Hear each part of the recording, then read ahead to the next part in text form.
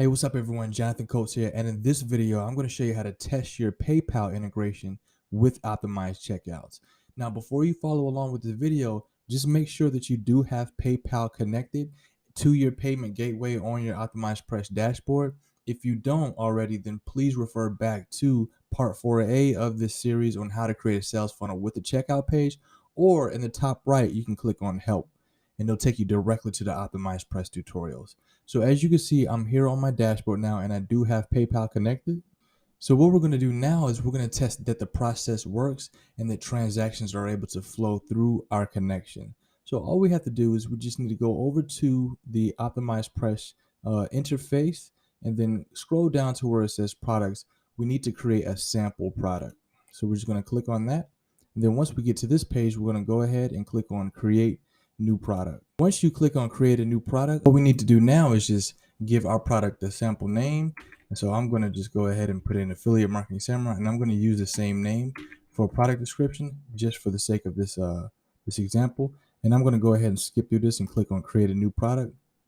Now we're just testing to see if this product works. So now that we've created a sample product, we need to add pricing information. So I'll just use that same name. I'll call it Affiliate Marketing Samurai. Then I'll do a one-time fee for the type of transaction, and then I'll go ahead and price it at $200 and then click save. And the price doesn't matter because we're testing with the Sandbox account. So what we need to do now is we need to go to payment gateways and just make sure that the payment mode is set to test and that PayPal is set to enable. You will need to have this set to enable if you want to accept any transactions using PayPal or any of your opt-in, not your opt-in, but your checkout form elements. So once you've done that, you just click on save. So what we need to do now that we've created our product and we have pricing for it, we now need to create a checkout page for that product. So what I need to do now is just go to optimizepress, click on create a new page screen. And so from here, we'll just go ahead and click on individual templates and then click on see more, and then we'll click on checkout. Now we're going to go ahead and just select any one of these. In this case, I'm going to go ahead and use this template, and then I'm just going to call it the same thing that I called the product, Lead Marketing Samurai. And it'll be a page, and go ahead and create page. So what we need to do now is we need to connect our sample product to the checkout form. So once you're on the page builder, all you got to do is just click on the checkout form itself, and then up top, make sure you select where it says checkout form. And that'll go ahead and highlight this entire necessary section here. And then from here, we'll go ahead and click on this cart icon and then checkout options. Now, all we got to do is just select the product that we just created. So I'm going to go ahead and click on Affiliate Marketing Samurai. And then I'm going to click on next step. And I'm just going to go ahead and just go through these and then leave the options as they are. And then click on close and then save changes. Now we also need to publish this page. So I'm going to click on settings and then page settings and then change it from draft to publish.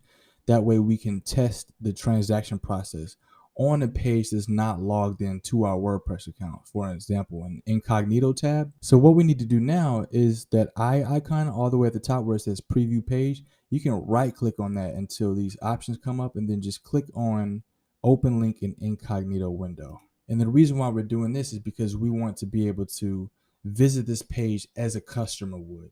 So as you can see, I'm on my checkout form here, and if you click on the drop down where it says payment information, you have the option to pay using PayPal. And if you click on that, a button will come up. So with that said, now that we have this ready, we need to just check a few things inside of our PayPal developer account. So what we're going to do now is we're just going to go ahead and go over to our developer account on PayPal. So if you're not logged in already, all you got to do is just go to developer.paypal.com and then just make sure you're logged into your dashboard. So I'm going to go ahead and do that. And once you do that, it'll take you to a page that looks just like this. Now, all we have to do from here is just where it says Sandbox, just click on where it says accounts, and we're going to get these necessary credentials that we need. So we get a separate set of credentials to be able to log in. So what we need to do now is from here, we need to take these PayPal generated accounts that we got when we created our developer account, and then we need to take these and just take note of them. So what I'm going to do is I'm going to go ahead and put them on a notepad. So the way I do that is I'll just go ahead and take note first that these are business and personal, and the one that I want is personal. So I'll go ahead and click on these three dots. We want both of them, but the first one I'm going to go ahead and take care of is personal. And I click on view edits just so that this page can come up. I can copy the information that I need. So the first thing I need is this email ID. I'm going to go ahead and grab that. And on my notepad, I'm going to go ahead and title it so I know that this is the personal account. and then put the email generated ID right there. And then the second thing I'm going to do is I'm going to get the system generated password. This way we can have access to our account, and then go ahead and put that in there as well. And then I'm going to go ahead and do the same thing for the business account. So I'm going to exit out of here. I'm going to go into the business, click on the three dots, click on view edit, and then do the same exact thing. So I'm going to grab that email ID. I'm going to go ahead and put it in here under business, and then take that system generated ID and do the same thing. All right. So now we have our personal and our business system generated account emails along with the passwords. So once you've done that, just go ahead and exit out and then log out of your PayPal account. And from here, what we need to do is we need to go to sandbox.paypal.com. It's going to look like what you see on the screen here. So from here, all we really got to do now is just go ahead and click on login. And we're not going to be putting our personal information here. We're going to put in these system generated accounts that we got from PayPal. So I'm going to go ahead and take this email and I'm going to put that in where my email is. And then the system generated password, I'm going to go ahead and take that and put that where the password is.